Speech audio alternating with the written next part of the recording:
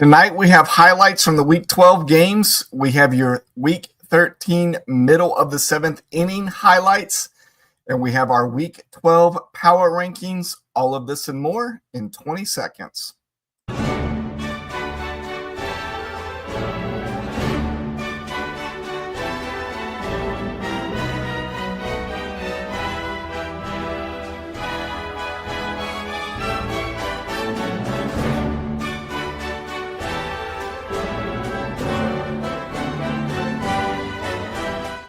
One, two, three strikes, you're out at the old ball game. Sean out there with us tonight. Sean, how are you? Play ball.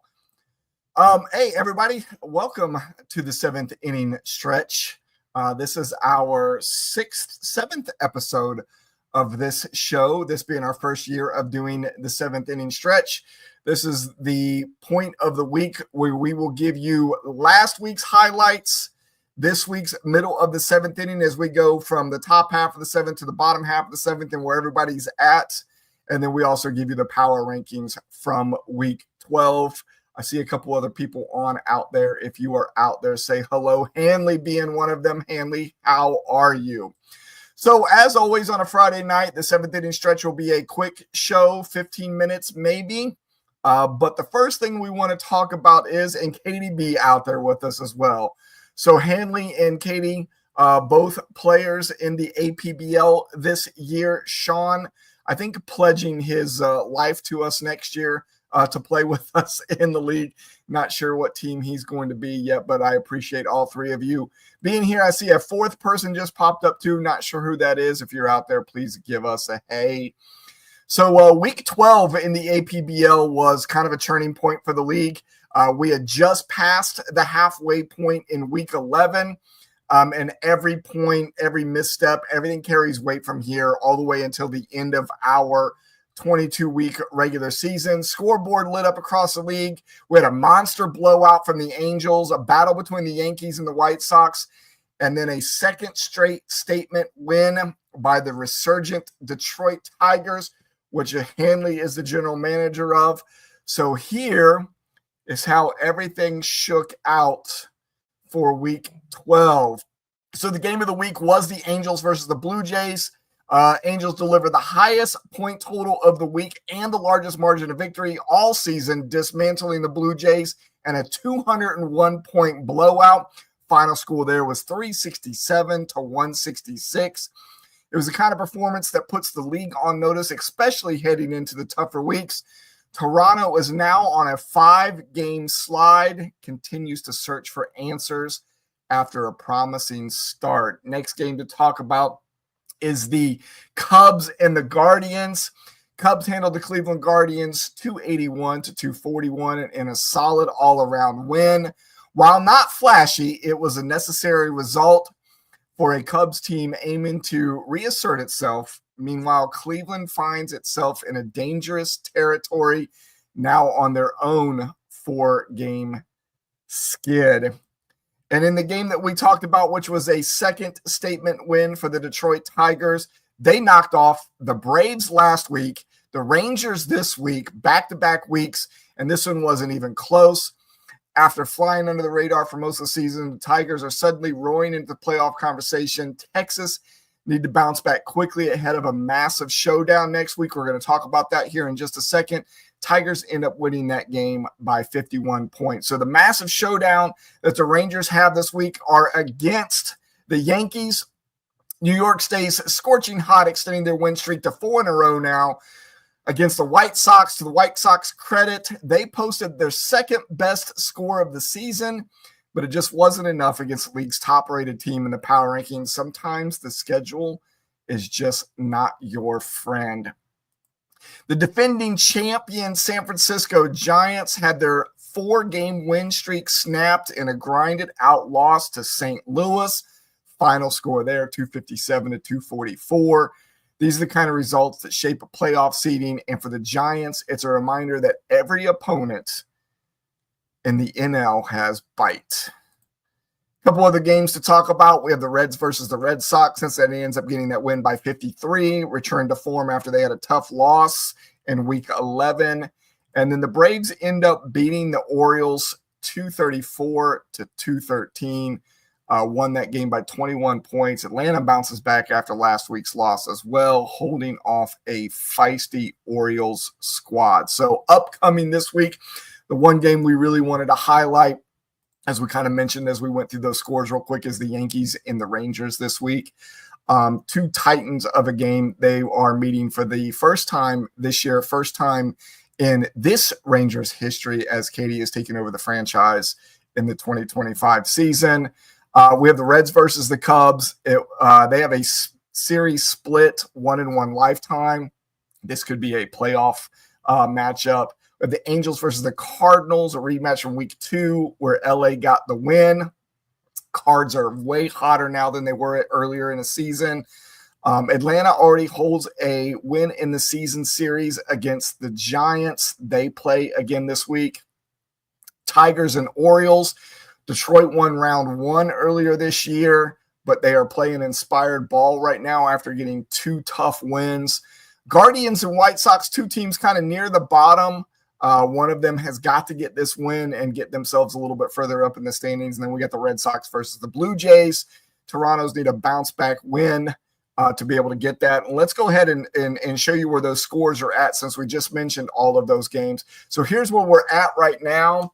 Cincinnati up on Chicago. Now, this was before first pitch today, which I think first pitch was around 6:35 today. So Cincinnati up on the Chicago Cubs, San Francisco up on Atlanta, Detroit up on Baltimore, Cleveland up on the White Sox, St. Louis up on the Angels, Rangers up on the Yankees. Hopefully she can hold on to that.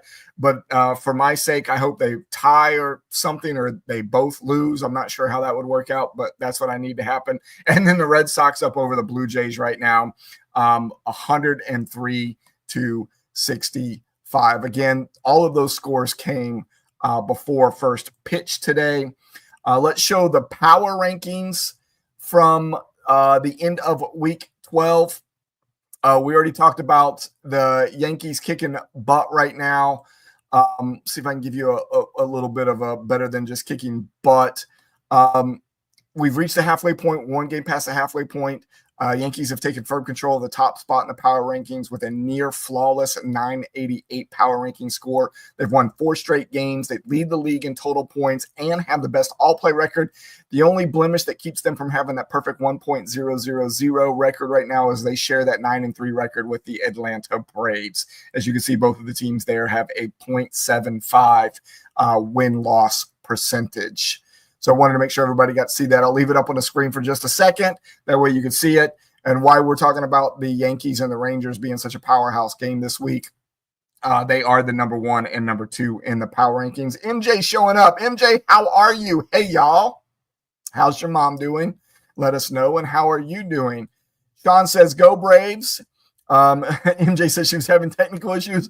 Believe me, I understand that feeling, especially whenever it comes to trying to do this broadcast. Especially when I'm not used to doing it on a Friday night.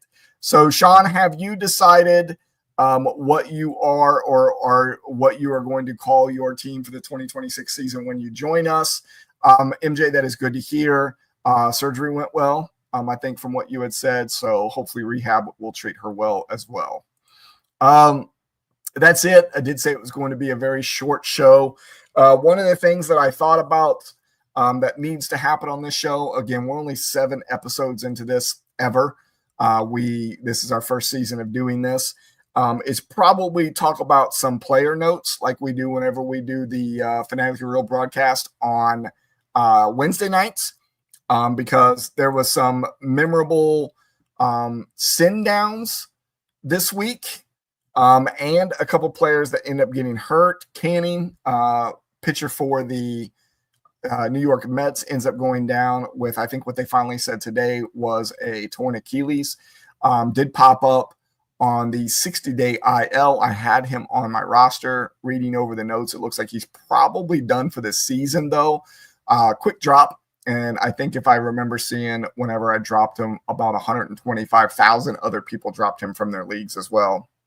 Who is your favorite pitcher? And he's back tonight. and I've got my top 3 teams, and we can see what's open. Okay, I got you. So you've got 3 teams that you've got on your mind that you might end up taking as one of your teams. All right, cool.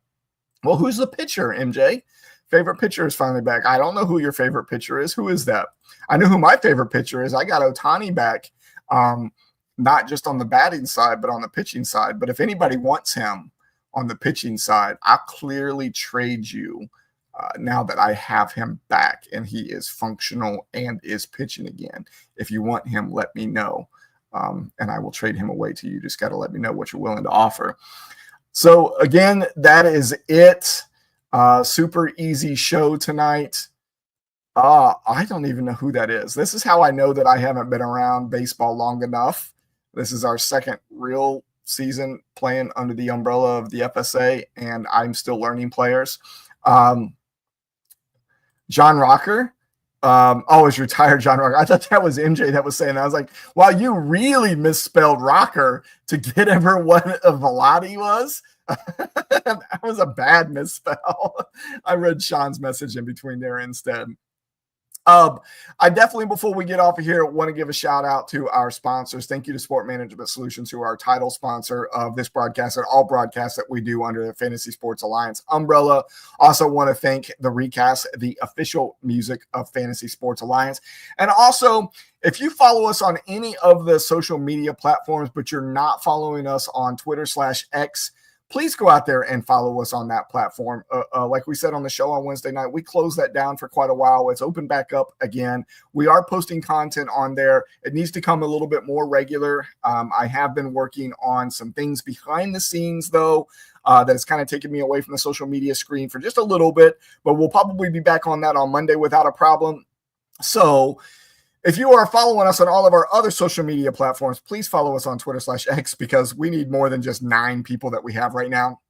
When we closed it down over a year ago, it's been very hard to try to get followers again. So we would appreciate it if you followed us over there. And that is it. Quick 12, 13-minute show. We'll turn on baseball here shortly. Hit us up on the Discord and we'll talk to you all night. And then there should be a Fanatically Real broadcast on Wednesday night if we have something to talk about. If not, we might skip the week, but we will be back here on Friday night for our 8th episode of the 7th inning stretch. You all have a great Friday night. Hit us up on Discord. We'll talk to you soon.